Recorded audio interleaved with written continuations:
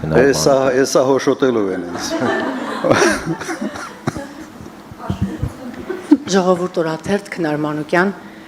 պարոն նախագահ, ես իմ գործընկերից նախապես ներողություն եմ խնդրում, երկու հարց ունեմ, մեկը քաղաքական, մյուսը իրավական ձեր հետագա ճակատագրի հետ կապված։ Սկսեմ քաղաքականից։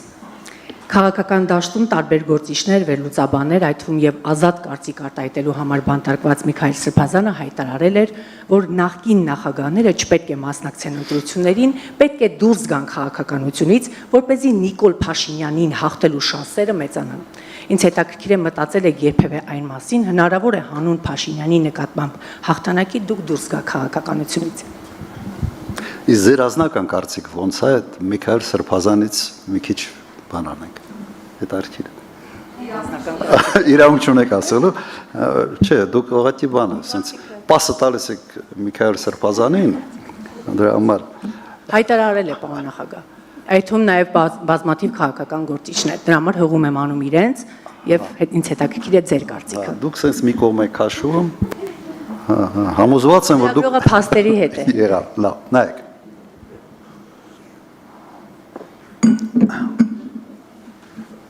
Ես ուրիշ նախագահների անունից իրավունք չունեմ խոսալու եւ չեմ ուզում խոսալ։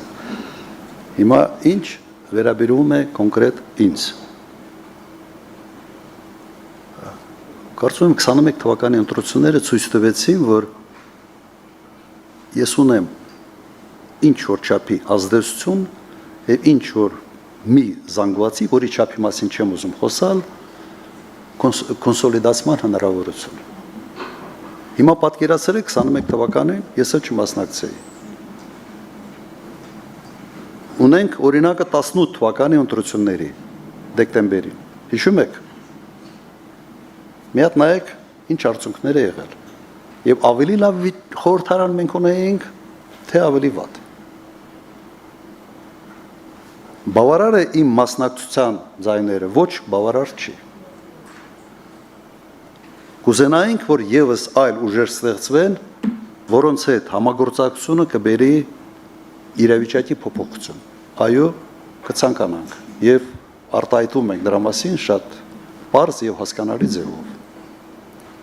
Հիմա ինչ վերաբերվում է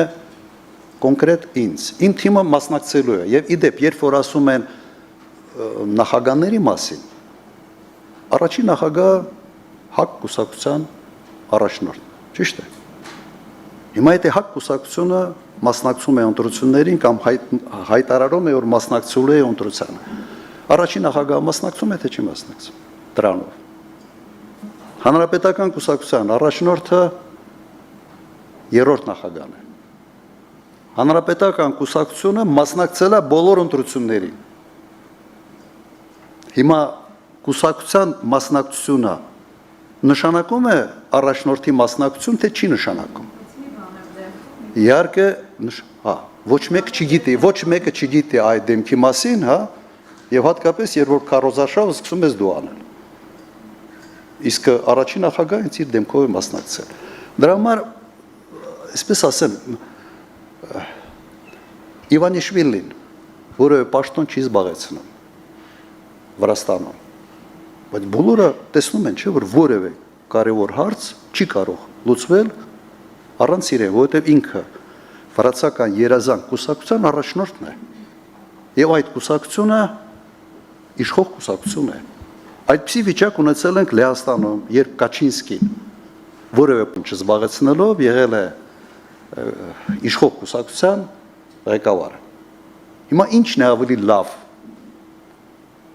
Դու չերևաս անձամբ քո դեմքով, բայց բոլոր որոշումները կայացնողը լինես, թե դու հենց քո դեմքով երևաս եւ ասես ես այս մասկիրովկան չեմ անում։ Ինչն ավելի լավ։ Շատ բարձ ուղղակի այդ հարցին մնալ կուսակցության ղեկավար, ասել ես չեմ մասնակցում կամ կուսակցությունը ասում է ինքը չի մասնակցում, բա ո՞վ է մասնակցում։ Կուսակցությունը մասնակցում է, ուրեմն ինքն էլ է մասնակցում։ Հիմա ինչ վերաբերում է կոնկրետ իմ դեմքով մասնակցելու կամ չմասնակցելու մասին։ Եթե մեր թիմում հայտնի մեկը, որը սոցիոլոգիայով ավելի շատ ձայներ կարող է հավաքել Ես միայն ուրախ կլինեմ։ Միայն ուրախ կլինեմ։ Դա պրինցիպիալ հարց չի, դա ուղղակի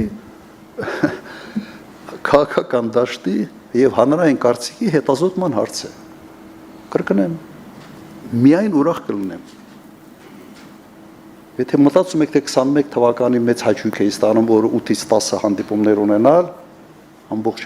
բանով Հայաստանի Հանրապետությունով պատտվել, իհարկե չէ։ Բայց սոցիոլոգիան շատ հստակ ցույց էր տալիս, որ իմ պարագայում մենք ավելի շատ ձայներ կհավաքենք, քան մեր թիմի յուրաքանչյուրի պարագայում։ Եվ գնացել ենք այդ ճանապարհով։